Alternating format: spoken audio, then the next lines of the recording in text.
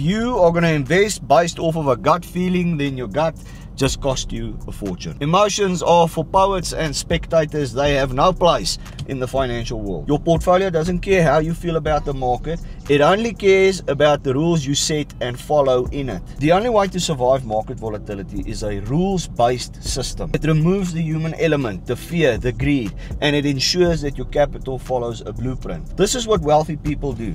They define principles. Set 4 or 5 non-negotiable investment principles for yourself. These are your core principles and they do not bend to market noise. Secondly, they set triggers for themselves. You gotta know under which conditions does this structure allow you to get in or out, and if those triggers are not met, no matter how you feel about it, you don't execute a position. Thirdly, they don't micromanage money. For example, I don't micromanage my money on a daily basis. I got 1 day a month where I manage the finances, the investments for my family, my businesses, my personal life. All of that gets done on 1 day and 1 day only. I analyze the data, I follow a set of principles and a set of rules, and I execute. When you try to micromanage finances or investments on a daily basis, that's when you screw up and get emotional. If you don't get new information, use it.